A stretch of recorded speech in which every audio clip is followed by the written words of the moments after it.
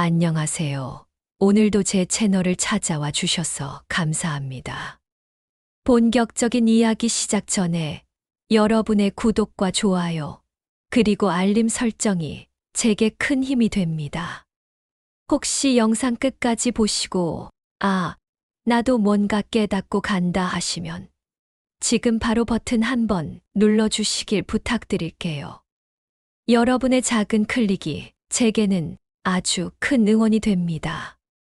오늘은 제 삶에서 있었던, 그리고 아마 여러분의 삶에도 한 번쯤은 있었을 법한 이야기를 나누려고 합니다. 그저 착한 마음으로 한 선택이 어떻게 제 마음을 무너뜨렸는지, 그리고 그 실수에서 어떻게 다시 일어섰는지의 이야기입니다. 저는 늘 사람을 잘 안다는 자신감이 있었습니다. 누군가가 부탁하면 상황을 깊이 따져보지 않고 괜찮아, 내가 도와줄게 하며 손을 내미는 게 습관처럼 굳어 있었죠. 그리고 그 습관은 제 주변 사람들에게는 언제든 도움을 주는 사람이라는 이미지로 자리 잡았습니다. 좋게 들리시죠? 저도 그렇게 생각했습니다. 그런데 몇 년 전 제 삶을 뒤흔드는 경험이 찾아왔습니다. 제 주변에 경제적으로 힘들고 일할 기회조차 없는 동료가 있었습니다. 그의 상황은 너무도 안타까웠고 저는 주저없이 제 다니던 회사에 한 자리를 소개해 주었습니다. 거기서 멈추지 않았습니다. 업무 노하우를 퇴근 후 매일같이 가르쳤고 서류 작성도 대신 해 주었으며 고객과 대화하는 요령까지 세세히 알려주었습니다. 심지어 제 주말 시간을 내어 자료를 만들어 주기도 했습니다. 당시 저는 이런 생각을 했습니다. 내가 도와주면 그는 분명 나를 고마워할 거야. 그리고 이 관계는 더 돈독해질 거야. 그런데 현실은 전혀 그렇지 않았습니다. 시간이 지날수록 그는 제 도움을 감사가 아닌 당연으로 받아들이기 시작했습니다. 질문은 끝없이 이어졌고 그의 책임이어야 할 일들이 점점 제 손으로 흘러왔습니다. 그리고 어느 날 그가 회사에서 저보다 먼저 승진했다는 소식을 들었습니다. 그 순간 제 마음속에 알 수 없는 감정이 치밀어 올랐습니다. 기뻐해야 하는 자리에서 저는 웃지 못했습니다. 그때 깨달았습니다. 나는 지금 질투하고 있구나. 내가 스스로 선택한 도움의 대가가 돌아오지 않는다고 느끼는 순간 내 마음은 이렇게 변해버리는구나. 그날 이후 저는 왜 이런 마음이 들었는지, 내가 무엇을 잘못했는지를 깊이 들여다보기 시작했습니다. 그리고 거기서부터 저의 극적인 깨달음과 변화가 시작되었습니다. 그날 이후 며칠 동안 제 마음은 마치 안개 속에 갇힌 듯 무겁고 답답했습니다. 출근길 지하철 안에서 창밖을 바라보다가도, 회의 도중 노트를 펼쳐놓고 있다가도 머릿속에는 자꾸 같은 질문이 맴돌았습니다. 나는 왜 그의 성공 앞에서 진심으로 웃어주지 못했을까? 처음에는 그 감정을 인정하고 싶지 않았습니다. 저는 스스로를 남의 기쁨을 함께 기뻐해 줄 수 있는 사람이라고 믿어왔으니까요. 하지만 속 깊은 곳에서 올라오는 그 쓴맛 같은 감정은 분명 질투였습니다. 그 질투는 단순히 그가 잘된 것 때문이 아니라 내가 그렇게까지 쏟아부은 노력과 시간이 당연시된 것 같아서 생긴 것이었습니다. 머릿속에서는 두 개의 목소리가 끊임없이 싸우고 있었습니다. 한쪽은 이렇게 말했습니다. 내 마음이 좁아서 그래. 남 잘 되는 걸 못 보는 못난 마음이야. 너답지 않잖아. 다른 한쪽은 이렇게 속삭였습니다. 아니야, 처음부터 내 시간을 다 내준 게 문제야. 너는 경계 없이 모든 걸 내어줬고, 그래서 지금 상처받는 거야. 이 두 목소리 사이에서 저는 괴로웠습니다. 한 번은 스스로를 속 좁은 사람이라며 자책하다가도 또 한 번은 아니야. 나도 사람인데 서운할 수 있지 하며 스스로를 위로했습니다. 하지만 그 위로마저 오래 가지 않았습니다. 왜냐하면 저는 이미 알고 있었거든요. 이 상황의 시작은 상대방이 아니라 나 자신이라는 것을요. 저는 처음부터 여기까지라는 경계를 세우지 않았습니다. 좋은 마음 하나로 모든 걸 열어줬고, 내 시간을, 내 에너지를 아무런 조건 없이 쏟아부었습니다. 그 결과 그는 저를 늘 옆에서 해결해주는 사람으로 인식하게 되었고, 저 역시 모르는 사이에 그 역할에 묶여버렸습니다. 그리고 시간이 흐르면서 그 역할은 점점 무거운 짐이 되었습니다. 그는 더 자주 제게 기대었고, 저는 더 자주 피곤해졌습니다. 하지만 저는 혹시 이 관계가 멀어질까봐 그 피로를 숨기고 웃었습니다. 겉으로는 괜찮아, 해줄게라고 말했지만, 속으로는 이제 그만하고 싶다는 신호가 켜지고 있었던 겁니다. 그렇다면 이 상황에서 정말 문제는 무엇이었을까요? 그는 단지 제가 보여준 만큼의 범위 안에서 행동했을 뿐입니다. 진짜 문제는 제가 제 마음의 경계선을 한 번도 그리지 않았다는 것이었죠. 이 깨달음은 저를 잠 못 이루게 만들었습니다. 그리고 그 긴 불면의 끝에서 저는 처음으로 제 마음속 깊은 곳에서 단호하게 다짐했습니다. 다시는 이렇게 나를 소모시키는 관계를 만들지 않겠다. 그 다짐 이후 저는 제 마음속에 새로운 규칙을 세우기 시작했습니다. 그 규칙의 이름은 단순했습니다. 도와줄 땐 기꺼이, 그러나 나를 지키는 선 안에서. 첫 번째로 한 일은 도움을 주기 전 내 상황을 먼저 점검하는 것이었습니다. 예전에 저는 부탁을 들으면 상황을 따질 틈도 없이 응, 내가 할게라는 말부터 내뱉었습니다. 그게 친절이라고, 좋은 인간관계라고 믿었죠. 하지만 이제는 부탁을 받으면 속으로 3가지 질문을 던집니다. 첫 번째, 내가 지금 이걸 할 여유가 있는가? 두 번째, 부탁이 내 하루와 에너지를 얼마나 차지할까? 세 번째, 이 일을 하면서 나의 중요한 일정이나 감정이 침해되진 않는가? 이 질문 중 하나라도 아니오가 나오면 저는 정중하게 거절하기로 했습니다. 물론 그 정중한 거절이 처음에는 너무 어려웠습니다. 상대방의 표정을 보는 순간 예전처럼 그래, 이번만 해줄게라는 말이 목구멍까지 올라왔거든요. 그럴 때마다 저는 제 다짐을 떠올렸습니다. 나를 지키지 않으면 이 관계도 오래 못 간다. 그리고 용기를 내어 이렇게 말했습니다. 그 부분은 내가 직접 해보는 게 좋을 것 같아. 어려우면 내가 방법을 알려줄게. 놀랍게도 제 거절에 상대방이 화를 내거나 관계가 틀어지는 일은 없었습니다. 오히려 그는 스스로 방법을 찾기 시작했고, 한 번은 이렇게 말하더군요. 내 말대로 해보니까 생각보다 잘 되네. 내가 너무 내 도움에만 기대었나 봐. 그 말을 듣는 순간 저는 깨달았습니다.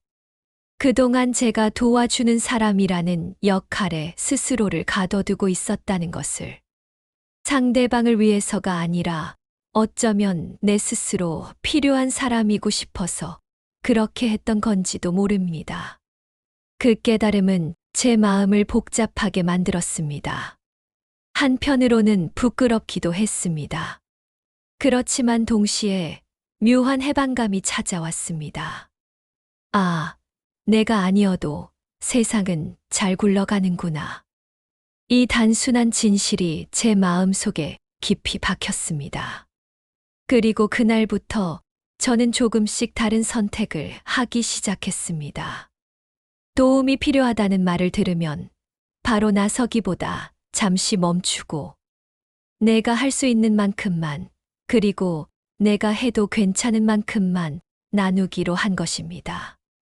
이 변화는 아직 작고 어색했지만 분명 첫걸음이었습니다. 그리고 저는 이 작은 발걸음이 앞으로의 제 인간관계를 완전히 바꿔놓을 거라는 예감을 하고 있었습니다. 작은 변화를 시도한 뒤 저는 한 가지를 깨달았습니다. 변화는 결심보다 유지가 더 어렵다. 한두 번은 거절할 수 있지만 시간이 지나면 예전 습관으로 돌아가려는 힘이 강하게 작용했습니다. 그래서 저는 마음속에만 다짐하는 것으로는 부족하다고 생각했습니다. 분명한 규칙을 만들어서 나도 지키고 상대방도 인식하게 해야 했습니다. 제가 세운 규칙은 3가지였습니다. 첫째, 도움에는 기한을 둔다. 예전에 저는 한번 도와주기 시작하면 끝이 없었습니다. 그래서 이제는 이렇게 말합니다. 이건 이번 주까지만 내가 봐줄게. 다음부터는 내가 혼자 해봐. 기한이 정해지면 상대방도 스스로 준비를 하게 되고 저도 부담 없이 도울 수 있었습니다. 둘째, 범위를 명확히 한다. 모든 과정을 다 해주던 습관을 버리고 일부만 돕기로 했습니다. 예를 들어 예전 같으면 서류 작성부터 제출까지 모두 해줬다면 이제는 작성은 내가 하고 나는 검토만 해줄게라고 선을 그었습니다. 처음엔 미안한 마음이 들었지만 시간이 지나니 상대방도 점점 그 범위에 적응하더군요. 셋째, 결과에 집착하지 않는다. 이건 제게 가장 어려운 규칙이었습니다. 제가 알려준 대로 하지 않으면 답답했고 결국 다시 제가 나서서 해결하곤 했거든요. 그런데 이제는 이렇게 생각합니다. 그건 그의 선택이야. 잘 되든 조금 서툴게 되든 그건 그의 몫이지. 이렇게 내려놓으니 마음이 훨씬 편안해졌습니다. 이 3가지 규칙을 실천하면서 가장 크게 변한 건 제 감정의 안정이었습니다. 예전에는 부탁이 들어오면 이걸 또 해야 하나 하는 부담이 먼저 들었지만 이제는 규칙에 따라 판단하니 불필요한 고민이 줄었습니다. 또 한 가지 놀라운 변화는 상대방의 태도였습니다. 처음엔 왜 예전처럼 안 해주지? 라는 표정이 잠깐 스쳤지만 곧 저의 새로운 방식을 존중하기 시작했습니다. 그리고 시간이 지나면서 오히려 내가 해준 만큼 내가 노력해볼게라는 반응이 돌아오기 시작했습니다. 이 과정을 통해 저는 알게 됐습니다. 경계를 세우는 건 관계를 멀어지게 하는 게 아니라 오히려 더 건강하게 만드는 일이라는 것을. 이제 저는 더 이상 늘 비워둔 사람이 아닙니다.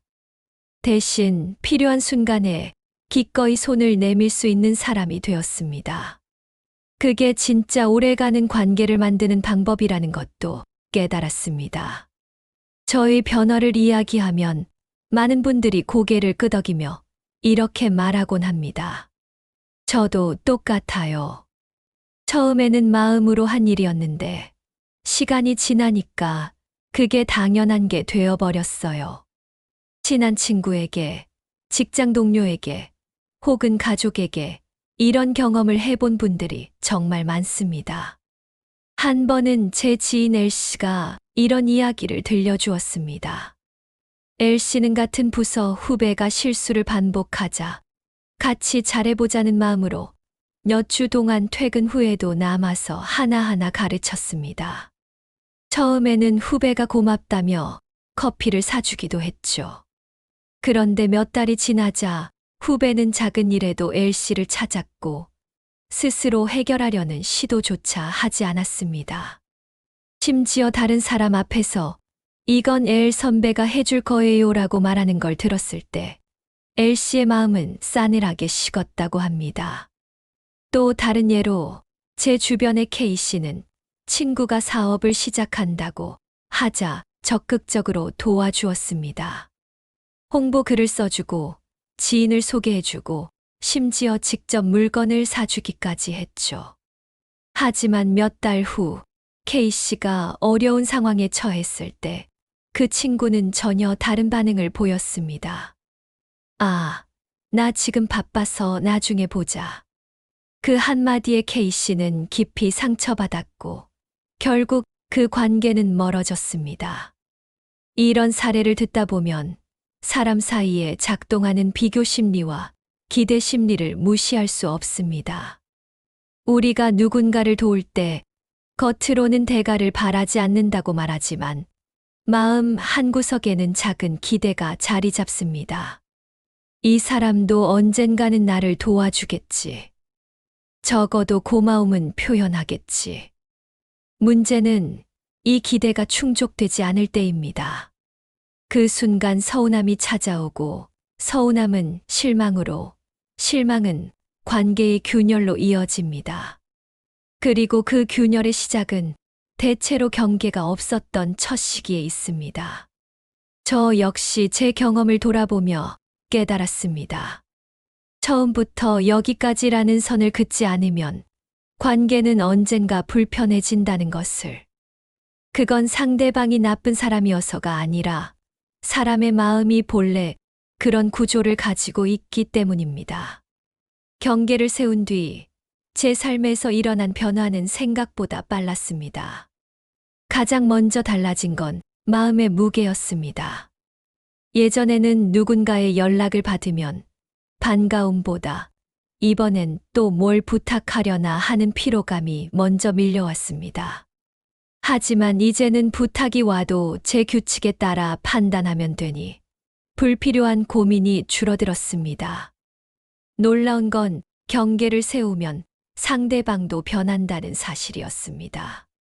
예를 들어 예전 같으면 매주 서류 검토를 부탁하던 동료가 있었습니다. 그런데 제가 이번 달까지만 내가 봐줄게. 다음부터는 내가 직접 해보자라고 말한 후 그는 처음엔 조금 당황했지만 곧 스스로 해결 방법을 찾기 시작했습니다. 몇 주 뒤 그 동료는 이렇게 말했습니다. 처음엔 혼자 하려니까 막막했는데 이제는 나도 할 수 있겠다는 자신감이 생겼어. 이 변화는 저를 미소 짓게 만들었습니다. 제가 모든 걸 해주는 게 그를 돕는 게 아니었다는 사실을 눈으로 확인했기 때문입니다. 진짜 도움은 의존하게 만드는 것이 아니라 스스로 설 수 있게 하는 것이라는 걸 깨달은 순간이었습니다. 또 다른 예도 있습니다. 오랫동안 제게 개인적인 고민을 털어놓던 친구가 있었는데 솔직히 저는 그 대화를 들을 때마다 지쳐 있었습니다.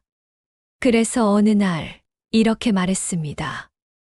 내 얘기를 듣는 건 좋은데 내가 요즘 조금 힘들어서 긴 대화는 잠시 쉬어야 할 것 같아. 처음엔 미안하다고 했던 그 친구가 몇 주 뒤 다시 연락해 왔습니다. 그리고는 이렇게 말했습니다. 내가 쉰다고 했을 때 섭섭했는데 생각해보니 나도 내 상황을 배려하지 못했더라. 이번엔 내가 내 얘기를 들어줄게. 그날 이후 우리의 대화는 한쪽이 쏟아붓는 방식이 아니라 서로 주고받는 형태로 바뀌었습니다. 관계의 질이 높아진 것이죠. 이런 경험들이 쌓이자 저는 확신하게 됐습니다. 경계를 세우는 건 차가운 행동이 아니라 관계를 오래가게 하는 따뜻한 기술이라는 것을요. 경계를 세우는 법을 배우고 나니 저는 이 원칙이 단순히 한두 사람과의 관계뿐 아니라 인생 전반의 인간관계에 적용된다는 걸 깨달았습니다. 그래서 저는 가족, 친구, 직장, 심지어는 온라인 모임까지 각 영역에서 조금씩 방식을 달리해 실천하기 시작했습니다. 첫째, 가족 관계에서의 경계. 가족이라도 모든 것을 당연하게 여기는 순간 서운함이 쌓입니다. 저는 부모님과의 대화에서도 자녀와의 소통에서도 제 시간을 존중하는 연습을 했습니다. 예를 들어, 자녀가 갑자기 급한 부탁을 해올 때 예전 같으면 무조건 들어줬지만 이제는 이렇게 말합니다. 내 일정이 끝나면 도와줄게. 지금은 내가 하고 있는 일을 마무리해야 해. 처음엔 의아해하던 아이도 시간이 지나니 제 시간을 존중하는 태도를 배우더군요. 둘째, 친구 관계에서의 경계. 친구 사이는 서로 의지할 수 있어야 하지만 한쪽이 계속 주기만 하면 균형이 깨집니다. 예전에 늘 먼저 연락하던 제가 가끔은 기다려보기도 했습니다. 그랬더니 평소에는 먼저 연락 안 하던 친구가 요즘 너 왜 연락 없냐며 먼저 찾아왔습니다. 그 순간 깨달았습니다. 내가 줄 만큼만 주고 멈추면 상대방도 움직인다. 셋째, 직장 관계에서의 경계. 회사에서는 특히 경계가 중요합니다. 일을 잘한다는 이유로 계속 추가 업무를 떠맡게 되는 경우가 많죠. 저는 이제 이건 제 업무 범위를 넘어서는 부분이라 담당자와 상의하는 게 좋겠습니다라는 말을 자연스럽게 합니다. 처음엔 용기가 필요했지만 오히려 그 한마디로 제 전문성과 시간의 가치를 인정받게 됐습니다. 넷째, 온라인 지인 모임에서의 경계. SNS나 단체 채팅방에서도 마찬가지입니다.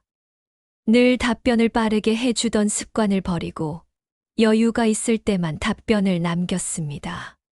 그랬더니 이 사람이 항상 바로바로 응답해야 한다는 인식이 사라지고 저도 훨씬 편안해졌습니다. 이렇게 영역별로 적용하다 보니 저는 점점 더 확신하게 되었습니다. 경계는 벽이 아니라 문이라는 것을요. 닫아야 할 때는 단단히 닫고 열어야 할 때는 기꺼이 열 수 있는 문. 이 문을 잘 다루는 것이 평생 건강한 관계를 지키는 기술이었습니다.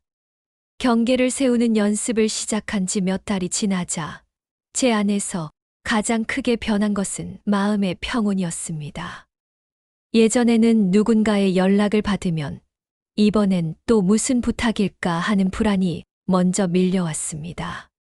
하지만 이제는 연락이 와도 당황하지 않습니다. 제가 도울 수 있는지, 기꺼운 마음이 있는지 차분하게 판단한 뒤 답하면 되기 때문입니다. 이 변화는 제 하루를 가볍게 만들었습니다. 마치 어깨에 늘 얹혀있던 보이지 않는 짐을 내려놓은 듯 했습니다. 그 덕분에 제 에너지를 제 삶에 더 많이 쓸 수 있었고, 그 시간으로 운동을 하거나, 책을 읽거나, 제 꿈을 준비하는 일에 투자할 수 있었습니다. 또한 관계의 질이 눈에 띄게 달라졌습니다. 예전에는 제가 너무 많이 주다 보니 마음 한켠에서 나는 이렇게 하는데 왜 너는 하는 비교가 생겼습니다. 그 비교심은 관계를 서서히 갉아먹었죠. 하지만 이제는 제가 주는 것도 받는 것도 서로의 여유와 진심 안에서만 오갑니다. 그렇다 보니 주고받는 기쁨이 더 커졌습니다. 무엇보다 저는 제 자신을 더 좋아하게 됐습니다. 예전에는 누군가를 거절하면 미안함과 죄책감이 가득했지만 이제는 이렇게 생각합니다. 거절은 사랑의 반대가 아니다. 나를 지키는 또 다른 형태의 사랑이다. 가끔은 이런 상상을 합니다. 과거의 저, 늘 바쁘고 지쳐 있으면서도 부탁을 거절하지 못하던 저에게 다가가 이렇게 말해주고 싶습니다. 너는 충분히 좋은 사람이야. 더 이상 증명하려고 애쓰지 마. 내 시간을 지키는 건 이기적인 게 아니라 오히려 사랑을 오래 지속하게 만드는 방법이야. 이 깨달음은 단순히 인간관계에만 그치지 않았습니다. 삶 전반에서 저는 선택이 더 분명해졌고 하루의 방향을 스스로 정할 수 있게 됐습니다. 그 순간 저는 진정한 자유를 맛보았습니다. 혹시 지금 누군가와의 관계 때문에 마음이 무겁고 지쳐 있진 않으신가요?